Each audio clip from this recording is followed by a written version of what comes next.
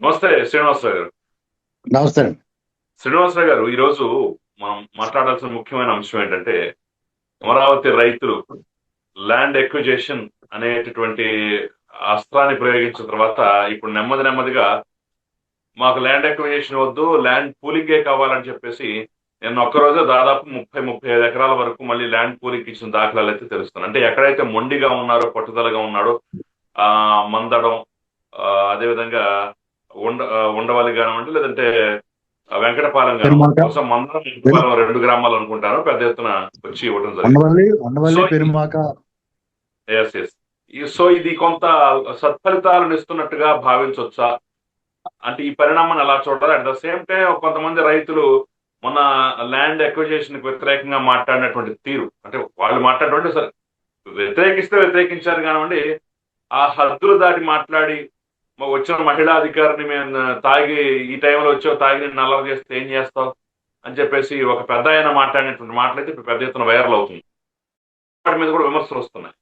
So overall గా మీ అభిప్రాయం ఏంటి? నిన్నటి ల్యాండ్ పూలింగ్ కాకుండా అక్విజిషన్ కి సంబంధించిన అంశం కానివ్వండి, వీటి మీద మీ అభిప్రాయం ఏంటి? ఓ అమరావతి రాజధాని కోసం భూ సమీకరణ ఈ విషయంలో రైతులు చాలా గొప్ప హృదయంతో స్పందించి ఇచ్చారండి ఆనాడు. ఉమ్, అప్పుడు జగన్మోహన్ రెడ్డి గారు కూడా అమరావతి రాజధానిని సమర్థించాడు, మద్దతు ఇచ్చాడు. తర్వాత ఉమ్, తర్వాత కాలంలో ఈ ప్రభుత్వం చంద్రబాబు నాయుడు గారి ప్లానింగ్లు అవి చూసి అతనికి కన్ను గుట్టింది, అసూయ వచ్చింది. ఇది ఉమ్, పూర్తయిపోతే చాలా మంచి పేరు వచ్చేస్తుంది, మీనికి చరిత్రలో నిలబడిపోతాడేమో అని. దాంతో రకరకాల కారణాలతో రకరకాలుగా వచ్చి చాలా మంది ఎన్జిటి కేసులైనా దాన్ని ఇద్దరిని అడ్డాలు పెట్టారు. వీళ్ళని కూడా పావుగా వాడాడు ఉండవల్లి ఉమ్, పెనుమాక. ఆ ఊళ్ళో కూడా చాలా మంది రైతులు ఇచ్చేశారు భూమి. ఓ 10-15 మంది ఆగారు, ఇవ్వలేదు. అక్కడ సీడ్ యాక్సెస్ రోడ్ అంటే మొత్తం అమరావతి కంప్లీట్ కనెక్టింగ్ రోడ్, అది అన్ని వైపులకి వెళ్ళటానికి ఆ రోడ్డే మెయిన్ ఆధారం. అలాంటి చోట ఒక చోట వీళ్ళు ఈ ఉండవల్లి పెరుమాక మీద వెళ్ళటం వల్ల అక్కడ అప్పటి నుంచి ఇప్పటి వరకు 12 ఏళ్ళ నుంచి, దాదాపు 10 ఏళ్ళ నుంచి ఆగిపోయి ఉందంట. ఈ 10 ఏళ్ళ నుంచి కూడా వాళ్ళు ప్రభుత్వం మధ్యలో 5 ఏళ్ళు జగన్మోహన్ రెడ్డి వచ్చిన ఆనాడు చంద్రబాబు నాయుడు గారికి అయినా ఆ, ఇప్పుడు మళ్ళీ చంద్రబాబు నాయుడు 2 ఏళ్ళు అయినా వాళ్ళని రిక్వెస్ట్ మోడ్ లోనే ఉన్నారు తప్ప బలవంతంగా తీసుకునే పరిస్థితి లేదు. అయితే 2019, 2014-19 ఆ టెన్యూర్ ఆఖరిలో వీళ్ళు ఎలా ఏమనంటే ఈ రోడ్ల వర్క్స్ కోసం కొంత అవసరమైన దానికోసం నోటీస్ ఇచ్చారు. సిఆర్డిఏ నోటీసులు ఇచ్చింది భూ సేకరణ కోసం. దాన్ని జగన్మోహన్ రెడ్డి అధికారంలోకి వచ్చాడు, దాన్ని వెనక్కి తీసుకున్నాడు ప్రభుత్వం. సిఆర్డి వెనక్కి తీసుకుంది. దాంతో వాళ్ళు అలాగే 5 ఏళ్ళ నుంచి అలాగే ఉండిపోయారు. ఇప్పుడు మళ్ళీ కొంత డిమాండ్ చేద్దాం అనుకున్నారో మరి వాళ్ళ ఉద్దేశం ఏంటి నాకు అర్థం అవుతుంది. ఇంత పెద్ద భారీ ప్రాజెక్టు రాజధానికి అడ్డం పడితే ఏ రకంగా వ్యవస్థలతో నెగ్గుకు రాగలం రాజ్యంతో అనుకున్నారో నాకు అర్థం అవట్లా. వాళ్ళు కొద్దిగా డిమాండ్ ఉమ్, చేయగలిగితే అది కూడా ఒక పరిమితి లోబడి ఉంటుంది, దాన్ని మించి డిమాండ్ కూడా చేయలేరు. వాళ్ళు అందరితో పాటు ఇచ్చి ప్రభుత్వం కూడా కొద్దిగా గజాలు ఎక్కువ ఇవ్వడానికి కూడా సిద్ధపడినట్టుగా మన సమాచారం ఉంది. అది వాళ్ళు చెప్తా ఉన్నారు. అయితే ఇక్కడ వీళ్ళందరూ కూడా అడ్డం తిరిగి జగన్మోహన్ రెడ్డి దగ్గరికి వెళ్ళటం, తర్వాత అందులో కొంతమంది ఆయన కలిసి వచ్చినాడే వెంటనే పట్టుకెళ్ళి తీసుకోండి బాబు, ఇతను మాటలు చెప్తే మాకేం అర్థం అవ్వట్లేదు బాబు అని భయం వేసింది వాళ్ళకి, ఇతను వచ్చి ఏం ఉద్ధరిస్తాడని. ఇక్కడ మొన్న మీరు మాట్లాడినట్టుగా ప్రెస్ మీట్ లో ఒక ప్రెస్ మీట్ పెట్టి మాట్లాడారు కొంతమంది పెద్దలు, ఒక డాక్టర్ గారు, ఒక ఆయన వీళ్ళు జగన్మోహన్ రెడ్డి గారిని కలిసిన వాళ్ళలో కూడా ఉన్నారు. వాళ్ళు రైతులుగా కంటే కూడా వైసీపీ పార్టీ పూర్తిగా అమరావతిని వ్యతిరేకించే జగన్మోహన్ రెడ్డి గారి పూర్తి స్థాయిలో మద్దతుదారులుగా చూడాలి. మనం రైతుల్ని మనం ఎవరు కూడా కించపరిచే వ్యాఖ్యలు చేయొద్దండి, వాళ్ళ బాధలు వాళ్ళకు ఉంటాయి. ఇప్పుడు కొంతమందికి సాగిన వాళ్ళు ఉంటారు, ఇచ్చిన వాళ్ళు ఉంటారు. ఇచ్చిన వాళ్ళు మంచి వాళ్ళే, ఇవ్వనాళ్ళు మంచి వాళ్ళ కింద చూడాలి తప్ప మన రైతులను ఎవరిని కూడా పెద్ద రైతా చిన్న రైతా భూమి ఇచ్చాడా లేదా అని వ్యత్యాసం చూపించి మనం కించపరచకూడదు. అయితే ఇక్కడ మీరు ప్రెస్ మీట్ లో మాట్లాడిన మా అధికారులు మీరు ఎలా వస్తారో, మీరు ట్రస్ పాస్ చేశారు, మీరు వస్తే మేము అరెస్ట్ చేయించాం, ఇలాంటి మాటలు మాట్లాడితే స్టేట్ తలుచుకుంటే ఏమైందంటే జగన్మోహన్ రెడ్డి గారి పరిపాలనలోకి వెళ్ళండి ఒకసారి. కాళ్ళ విమానం దాని టైం మెషిన్ ఎక్కి వెనక్కి వెళ్తే ఇళ్లలో బెడ్రూమ్ లో కూడా దూరి వాళ్ళు ఏం చేయాలో చేశారు. నిర్బంధం, నిరంకుశం, నియంతృత్వం అంటే ఏదో చూపించారు. ఇళ్ళ కూడా తలుచుకుంటే అది 2 నిమిషాల పని. ఇది చంద్రబాబు నాయుడు గారి ప్రభుత్వం ఎప్పుడు కూడా అత్యంత ప్రజాస్వామ్యతంగా ఉంటాడైనా ఈ దేశంలో ఆఖరి ప్రజాస్వామ్యవాది రాజకీయ నాయకులు ఆయన గుర్తుపెట్టుకోవాలి ఎవరన్నా సరే. కాబట్టి ఆ డాక్టర్ గారు ప్రెస్ మీట్ పెట్టి అలా మాట్లాడగలిగాడు. అధికారుల్ని మీరు రాత్రి 8ంటికి వస్తే మీరు తాగేసి ఉంటారంటున్నాడు. రాత్రి 12 గంటలకు వస్తారు. నువ్వు వ్యవహరించి చూద్దాం, నీ దమ్ముంటే. తమాషా ఉందా? ఆడవాళ్ళ జోలికి వస్తే అదే ఆఖరు దానికి సిద్ధపడి మీరు ఏదైనా చేయండి ఎవరైనా సరే. తెల్లారేపటి వృద్ధుడా యువకుడా అని కాదు, తెల్లారేపటికి కాలువలో తేల్తారో లేదంటే తెలంగాణలో చూసారా పురుగు డబ్బాలు పట్టుకుని పురుగు మందు డబ్బాలతో విగత జీవులైపోయి ఉంటున్నారు.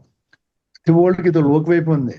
మహిళా అధికారులు ప్రభుత్వము స్వేచ్ఛగా మాట్లాడిస్తున్నారు కదా అని చెప్పేసి మీ ఇష్టమైన మాట్లాడితే రేపు వద్దన్న మీరు 2-3 కడుపు నిండిన బేరం వీళ్ళకి పెద్ద లెక్క ఉండదు. లేదా వైసీపీ వాళ్ళతో బేరం మాట్లాడుకుని ఆ వ్యత్యాసం, ఆ వారా ఉన్న నష్ట పరిహారం వాళ్ళ దగ్గర దొబ్బుని డబ్బులే కదా, అది తీసేసుకుని మీరు డ్రామా ఆడతారు. మిగతా వాళ్ళు నష్టపోవట్లా. భూ సమీకరణకి ఇస్తే వచ్చి డబ్బులు ఇప్పుడు సేకరణ అయితే 2.5 రెట్లు తీసుకుని ఇస్తారు. 60 లక్షలు ఉంటే 2,40,00,000 వస్తుంది. అదే గజాలు ఇస్తే 5 కోట్లు 6 కోట్లు వస్తుంది. అక్కడ వాళ్ళు ఎంత నష్టపోతున్నారు. ఇప్పుడు సెంట్లు ఏమనేమంటే కొంతమందికి 10 సెంట్లు 20 సెంట్లు 30 సెంట్లు 40 సెంట్లు ఎకరం 6 ఎకరమే ఉంది. కానీ మీరు చేసినప్పుడు మొత్తం కూడా తీసుకోలేదు. వాళ్ళు రోడ్డు వరకు తీసుకున్నారు, తర్వాత మిగతా తీసుకుంటారు. ఇప్పుడు 10 మంది పట్టుకొచ్చి ఇచ్చారు, మిగతా వాళ్ళు కూడా ఇచ్చేస్తారు. ఇప్పుడు మీ మాటలు ఎక్కడ పోతాయి? పైగా మీరు రైతులు ఆక్రోశం ఇలాంటి మాటలు మాట్లాడకండి. మొత్తం ప్రజల కోసం ఏ చట్టము కూడా మీకు అనుమతించదు, మిమ్మల్ని అంగీకరించదు. ఎందుకంటే 10 మందికి ప్రయోజనం కలిగేటప్పుడు ఒకరికి నష్టపోయినా దాన్ని అసలు పట్టించుకోరు. ఇది మీరు కోర్టులకు వెళ్ళినా మీకు ఏం పని జరగదు. మీరు చాలా గౌరవంగా మర్యాదకి ఇచ్చుంటే మీకు లబ్ధి పొందేవాళ్ళు. ఒక రకంగా రైతులు త్యాగం చేశారనేటువంటి దానికి ఆ జాబితాలో మీరు కూడా చేరేవాళ్ళు. అది గుర్తుపెట్టుకోవాలి. ఇప్పుడు అంటే వీళ్ళు రాజకీయ ప్రయోజనాలు, రాజకీయ ఉద్దేశాలతోనే ఇలా మండి పట్టుపడుతున్నారు అనుకోవచ్చు అంటారా? ఎందుకంటే ఆ లిస్టు చూసినా గానీ మనకి 1 సెంటు దగ్గర నుంచి మొదలు పెడితే మహా అయితే 45 సెంట్ల వరకు ఉంది సార్. ఆ లోపల ఉన్నటువంటి వాళ్ళే తప్ప కనీసం అరెకరం ఉన్న వాళ్ళు కూడా ఏం సాధిద్దామని అంత పట్టుబట్టు కూర్చున్నారు. ఏమొస్తుందని ఒకళ్ళ ఇద్దరు మాక్సిమం అక్కడి నుంచి లబ్ధి పొందుతారు. వీళ్ళు అడుగుతారు, మేము ఇలా అడ్డం తిరగటం వల్ల మాకు నష్టం వస్తుంది కదా, భూమి ఇవ్వకపోవటం వల్ల మాకు నష్టం వస్తుంది కదా అని అడుగుతారు. నష్టం ఎంత అవుతుంది? ఆ వారం డబ్బులు వాళ్ళు ఫిల్ చేస్తారు. అర్థమైందా మీకు? నష్టం ₹10 నష్టపోతే ఎవడో పని చేయడండి. ₹10 నష్టం వస్తే ఎవడో కూడా మాట్లాడరు. కానీ వాళ్ళు అలా మాట్లాడుతున్నట్టు కారణం ఏంటంటే, ఇప్పుడు సపోజ్ ప్రభుత్వానికి ఇవ్వటం వల్ల ₹100 వస్తుంది, ఇవ్వకపోవడం వల్ల ₹10 వస్తుంది అనుకోండి, మిగతా ₹10 ఇచ్చేస్తారు. నువ్వు అదే మాట మీద నిలబడి అంటారు. అర్థమైందండి? అది అయితే ఇప్పుడు అది ఏమైందంటే మిగతా వాళ్ళు చూసిన తర్వాత ఎవరు నిలబడరు. మొత్తం అందరికి ఎవరాళ్ళు 2-3 సెలెక్ట్ చేసుకుని ఇస్తారు. మొత్తం అందరికి ఇవ్వాలంటే వాళ్ళు దొబ్బు తెగిపోతారు. దొబ్బిన డబ్బులు అంటే ఖాళీ అయిపోతాయి. అర్థమైందండి? కాబట్టి ఇంకోటి ఏంటంటే, మమ్మల్ని రైతులు అంటున్నారు, మమ్మల్ని కులం పేరు వైసీపీ వాళ్ళు అంటున్నారు, కులం పేరు అంటున్నారు, మేమందరం కూడా భూములు రెడ్లు అంటున్నారు, అది ఇది అంటున్నారు. నిజమేనండి, అనకూడదు. ఎప్పుడు కూడా కులం పేరు పెట్టి రైతులని కులం పేరుతో రైతు కులం అంతే. అక్కడ అన్ని వర్గాలు ఉంటారు. అన్ని వర్గాలు సమాజంలో ఎన్ని కులాలు అయితే ఉన్నాయో అన్ని కులాలు ఉంటారు. వాళ్ళందరినీ రైతులుగానే చూడాలి తప్ప ఇక్కడ అప్పుడు మేమందరం రెడ్లు ఉన్నాం, రెడ్లు 3 మంది ఇచ్చారు భూములు అని చెప్పట దాదాపు సగం పైన ఇచ్చారు రెడ్లు భూములు అక్కడ. మరి అటు ఉన్నప్పుడు దాన్ని కమ్మాళ్ళ రాజధానిని ఎందుకు అన్నారు అనేటువంటి దాన్ని సమాధానం చెప్పాలి ఎవరో. అదే కదా అమరావతి గత 11 ఏళ్లుగా చేస్తున్న ప్రాపగండా ఎక్కడే పోయింది? మరి మేము రెడ్లంతా ఇప్పుడు కూడా సిగ్గులేని బుద్ధి లేని మనుషులు అక్కడ కమ్మారికి లబ్ధి చేకూర్చడానికి కాంట్రాక్ట్ ఇచ్చారు. నేను మాట చెప్తున్నానండి, ఈ గవర్నమెంట్ లేదా నీ గవర్నమెంట్ ఇంకో గవర్నమెంట్ వచ్చిందా? అసలు ఆంధ్రప్రదేశ్ లో అది టెండర్ ప్రకారం ఇస్తారు. ఎవరికన్నా సత్తా ఉండి చేయగలిగిన ఎవడొచ్చినా డెఫినెట్ గా టెండర్ లో పోటీ పడవచ్చు. దాని కులమేటి? అందులో కమ్మాల కాంట్రాక్టర్ అందులో అతను ఒకడే ఉంటాడా? 100 మంది ఉంటారు అందులో పార్ట్నర్స్, అది లబ్ధి పొందేవాళ్ళు. కాబట్టి ఇలాగా ప్రతి దానికి కులం కులం కులం ఈ గోళ. ఆ, ఈ జగన్మోహన్ రెడ్డి పార్టీ ఆంధ్రప్రదేశ్ లో ఆచూకీ లేకుండా పోతే తప్ప ఆనవాళ్ళు కూడా ఉండకూడదు. అప్పుడే ఈ కులం గోళ వదులుతుంది. ఎందుకంటే వాడు కులాన్ని పట్టుకుని ఏడ్చాడు, పని జరగలేదు, ఇక మనం ఆ సిలబస్ అనవసరం రా బాబు అని సిలబస్ మార్చుతారు కొత్తగా వచ్చిన వాళ్ళు. ఇది దాని ఉద్దేశం. సో సార్, సో ఒక విషయం చెప్పండి. ఇప్పుడు ల్యాండ్ ఎక్విజేషన్ అనేటటువంటి అంశంలోకి వెళ్ళినట్టయితే, భూసేకరణ అంశంలోకి వెళ్ళినట్టయితే మనం వ్యతిరేకత వస్తుందో, ఎలా ఫీల్ అవుతారు, ఏం జరుగుద్దో అనేటటువంటి టెన్షన్స్ నుంచి, ఆ బాధ నుంచి బహుశా దాదాపుగా ప్రభుత్వం కూడా గట్టెక్కినట్టు అనుకోవచ్చా? ఎందుకంటే ఒక 2.5 ఎకరాలు తీసుకోగానే వెంటనే పరిగెత్తుకుంటూ వచ్చి 30 ఎకరాలు ఇచ్చారు. వద్దొద్దు, మాకు ల్యాండ్ పూలింగ్ బెటర్ అని చెప్పేసి. సో స్పష్టమైన సంకేతం వెళ్ళినట్టే అంటారా? ప్రభుత్వానికి ఏనాడు టెన్షన్ లేదండి. మీ భూసేకరణ అస్త్రాన్ని ఆనాడు ఏనాడైనా ప్రయోగించవచ్చు. అయితే రైతులకి అవకాశం ఇద్దామని. ఇప్పుడు చంద్రబాబు నాయుడు గారి ప్రభుత్వం దౌర్జన్యం చేయకూడదు, లాక్కోకూడదని. తెగిదాకా లాగింది ఎవరంటే ఇక్కడ ఆ ఉండవల్లి పేరు మాకు రైతులే. అందుకనే ఇప్పుడు కొంతమంది పట్టుకొచ్చి ఇస్తున్నారు. ఇప్పుడు నాకేమో వాళ్ళని మనం అవమానించొద్దు, ఎందుకంటే అంత మంచిగా ఉండాలి. ఇక్కడ కొంతమంది ఏంటంటే రకరకాల వ్యాఖ్యానాలు, రైతు కన్నీరు, రైతు రక్త చుక్క, రైతు గోర్, ఇవన్నీ వీళ్ళకి వర్తించబడ్డాయి. ఎందుకంటే 199 మంది